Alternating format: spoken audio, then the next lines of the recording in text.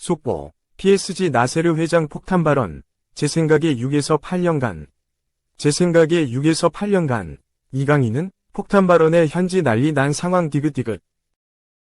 루이스 엘리케 감독이 이끄는 파리 생제르맹, PSG는 11일, 이하 한국 시각, 독일 라이프치히의 레드불 아레나에서 열린 라이프치히, 독일과의 2024-2025 프리시즌 친선 경기에서 1대1 무승부를 기록했다. PSG는 전반 13분 로이스 오펜다에게 선제 실점하며 끌려갔다. 하지만 후반 25분 곤살로 하무스의 동점골로 균형을 맞췄다. PSG는 지난 8일 치른 슈투른그라츠, 오스트리아와의 친선 경기 2대2에 이어 또 한 번 무승부를 기록했다. 이강인은 4-3의 3포메이션에서 워렌 자이르 에머리, 비티냐 등과 중원을 조율했다. 오른쪽 윙어로 출격했지만 이후로는 중앙과 왼쪽을 오가는 플레이까지 선보였다. 이강인은 풀타임 소화하며 존재감을 과시했다. 경기 뒤 통계 전문 매체 소파스코어에 따르면 이강인은 유효 슈팅 1회, 드리블 1회, 패스 성공률 93%, 41분의 38 등을 기록했다. 이 매체는 이강인에게 선발 중 가장 높은 평점 7.0점을 부여했다. 이강인은 지난 8일 치른 프리시즌 첫 친선 경기에서도 최고의 활약을 선보였다. 그는 경기 중반 수비형 미드필더로 뛰었다. 그동안 제로톱, 처진 스트라이커 등 공격 포지션으로 자리를 옮긴 적은 있지만 수비형 미드필더는 매우 낯선 자리다. 이강인의 플레이는 매우 안정적이었다. 이강인은 그동안 수비력에 다소 물음표가 있었다. 이제는 단점마저 완전히 지운 모습이었다. 당시 이강인은 47차례 패스를 시도해 45차례 성공했다. 2차례 드리블을 성공했고 롱패스 성공률도 83%에 달했다. 경기 뒤 통계 전문 매체 소파스코어는 이강인에게 팀 내 최고인 평점 7.6을 줬다. 풋모븐 팀 내 상위권인 7.5점을 부여했다.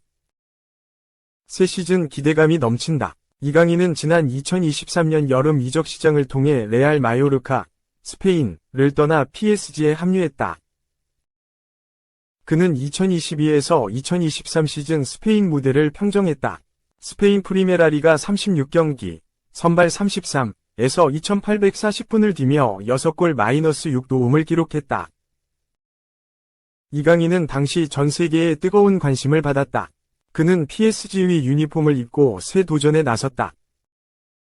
이강인은 PSG 데뷔 첫 시즌 프랑스 무대에서 강렬한 인상을 남겼다. 그는 프랑스 리그 1, 쿠프 드 프랑스, 프랑스컵, 트로페 데 샹피옹, 프랑스 슈퍼컵에서 3관왕을 차지했다. 특히 슈퍼컵에선 결승골을 넣으며 대회 MVP를 거머쥐기도 했다. 이강인은 2023에서 2024 시즌 리그 3골 -4도움, 유럽 챔피언스 리그, UCL, 1골 -1도움, 슈퍼컵 1골을 남겼다. 공식전 5골 -5도움으로 두 자릿수 공격 포인트를 기록했다. 한편, 이강인은 최근 전 세계의 러브콜을 받고 있다. 지난달 맥파이 미디어는 잉글랜드 프리미어리그, EPL, 소속 뉴캐슬이 이강인 영입을 위해 PSG에 공식 문의를 보냈다. 새로 부임한 폴 미첼 디렉터가 이번 이적 시장에서 이강인을 꿈의 타깃으로 삼았다. 그는 왼발잡이로 좌우 측면은 물론이고 중앙 미드필더까지 소화할 수 있다. 에디 하우 감독과 미첼 디렉터에겐 아주 매력적인 능력이라고 보도했다. 뉴캐슬은 이강인 영입을 위해 이적료 4천만 파운드를 준비한 것으로 알려졌다. 이 매체는 뉴캐슬은 약 4천만 파운드의 이적료면 이강인을 영입하기에 충분할 것으로 여긴다. 이강인도 주전으로 뛰기 위해 PSG를 떠나고 싶어 한다고 덧붙였다. 여기서 끝이 아니었다. 이강인은 나폴리, 이탈리아 위 관심도 받는 것으로 전해졌다. 프랑스 언론 풋 메르카토는 PSG가 빅터 오시멘 영입을 원한다. 트레이드도 고려하고 있다. 카를로스 솔레르, 노르디 무키엘레, 이강인 등을 트레이드 카드로 제안했다. 나폴리가 관심을 갖는 선수는 오직 이강인이라고 했다. 상황은 이강인의 PSG 프리시즌 합류가 늦어지며 더욱 짙어졌다. 이강인이 직접 나섰다. 그는 개인 SNS, 소셜 네트워크 서비스를 통해 휴가 중 훈련 사진을 공개했다. 그는 단단한 피지컬 사진과 함께 곧, 순이란 글도 남겼다. 이강인은 예고대로 PSG에 합류했다. 다만, 이런 상황에서도 이강인을 향한 관심은 끊이질 않는다. 프랑스 언론 푸메르카토는 9일, 이하 한국 시각, 사우디아라비아 리그가 이강인과 파리 생제르맹, PSG에 초대형 제안을 준비하고 있다. PSG가 새 시대를 맞았다. 이제 그들은 팀에 집중하고 싶어 한다. 올 시즌 이강인이 더 나은 성적을 거두길 희망한다. 하지만 이강인의 이름이 이적 시장에 등장했다. 사우디아라비아 리그도 관심을 갖고 있다. 한 구단은 이강인을 리그에서 가장 높은 연봉을 받는 선수로 만들고 싶어 한다. PSG는 2028년 6월까지 이강인과 계약한 상태다. PSG와 이강인이 어떻게 할지 지켜봐야 한다고 보도했다. 현재 사우디아라비아 리그의 최고 연봉 선수는 크리스티아누 호날두, 알 나스르다. 그는 지난 2023년 1월 알 나스르에 합류했다. 연봉 2억 유로 수준의 계약을 했다. 네이마르, 알 hillal은 1억 유로 수준의 연봉을 받는 것으로 알려졌다. 나도 손흥민과 이강인처럼 월드컵 위너. 사우디 연봉 380억 거절. 더 많은 우승원에. 디발라는 아르헨티나 국적 뛰어난 공격수다. 정교하고 위협적인 킥으로 상대의 골문을 노리며 민첩한 움직임으로 준수한 활동량을 가져간다. 무엇보다 타고난 득점 감각이 최대 장기인 선수. 디발라는 이탈리아 무대에서 두각을 드러냈다. 어스 팔레르모에서 프로 데뷔를 마친 뒤 유벤투스로 건너갔다. 데뷔 시즌 리그 19골 7도움으로 리그를 평정했고 3시즌 연속 리그 두 자릿수 득점에 성공했다.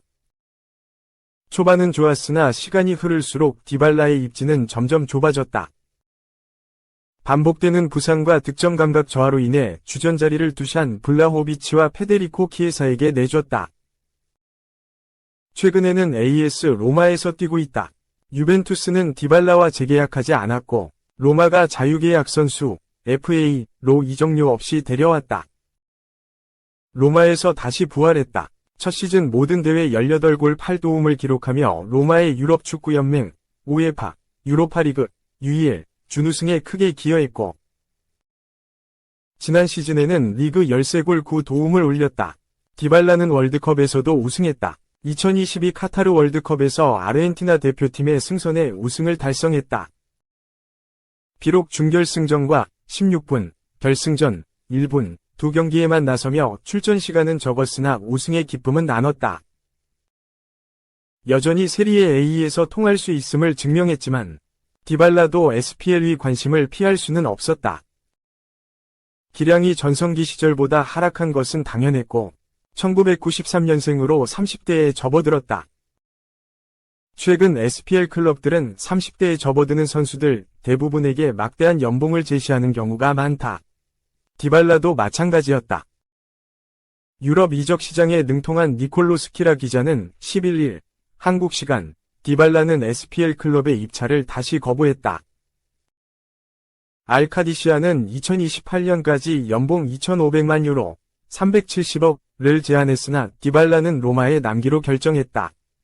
그는 로마에서 우승하고 싶어한다 라고 보도했다. SPL이 막대한 돈의 유혹을 거절하고 유럽 커리어를 택했다. 손흥민과 이강인과 같은 선택이다.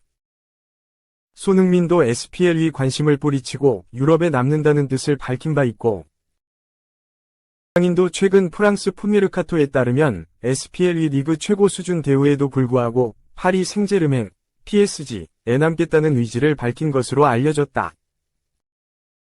3. 이러다 그냥 은퇴하겠네. 점유령형 1 누워있던 유리몸 고트, 첼시 주장. 또 햄스트링 부상. 영국, 디 애슬레틱은 11일, 한국 시간, 제임스가 새 시즌을 앞두고 또다시 허벅지 근육 부상을 당하는 좌절을 겪었다. 첼시가 미국 프리시즌 투어를 마치고 돌아온 뒤, 제임스는 이번 주 훈련 도중 약간의 불편함을 느꼈다고 보도했다. 제임스는 첼시, 성골 유스다. 6살 때부터 쭉 첼시에서 뛰었고 어릴 적에는 주로 공격수 포지션을 소화하기도 했다. 축구 선수로서 잠재력을 보인 것은 라이트백으로 포지션을 변경하고 나서부터였다. 2018년 프로 데뷔에 성공했고 2018에서 19시즌 위건 애슬레틱 임대를 한 차례 다녀온 뒤 본격적으로 첼시 주전으로 자리 잡았다. 제임스는 2020에서 21시즌 유럽 축구연맹, 우에파, 챔피언스리그, UCL 우승 주역이 됐고 유럽 축구연맹, 우에파, 유로 2020에도 다녀왔다. 구단에서 최고 대우를 받았지만 점점 하락세가 이어졌다. 제임스는 유독 잦은 햄스트링 부상에 시달리곤 했다. 지난 시즌엔 주장 완장을 달았지만 초반에도 부상으로 한동안 자리를 비웠다. 그는 12월 에버턴전에서 또 햄스트링 부상을 당하면서 자신의 커리어에서 18번째에 달하는 부상을 입었다. 수술을 받기로 결정하면서 장기간 자리를 비우게 됐다. 반복되는 결정에 첼시 팬들은 격분했다. 비난이 점점 커지자 제임스는 SNS에 나도 부상당하고 싶지 않다. 축구를 할 때 가장 행복하다. 많든 적든 나를 지지해주는 이해심 많은 사람들 덕분에 큰 힘이 된다. 고 심경을 밝히기도 했다.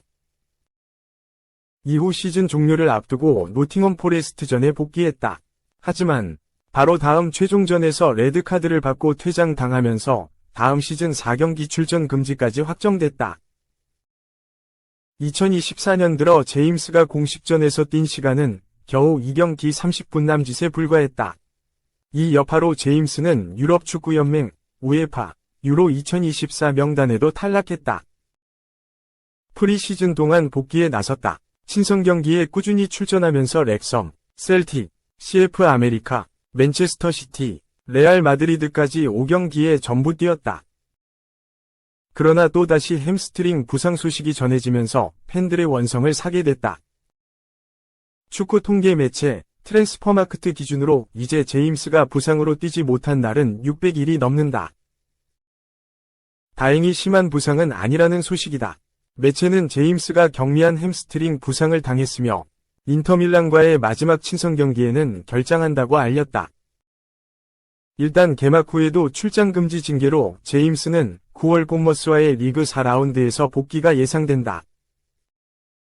그 전에 우에파 유로파 컨퍼런스 리그 UECL 경기가 있지만 부상이 낫지 않는다면 제임스의 출전 가능성은 미지수다.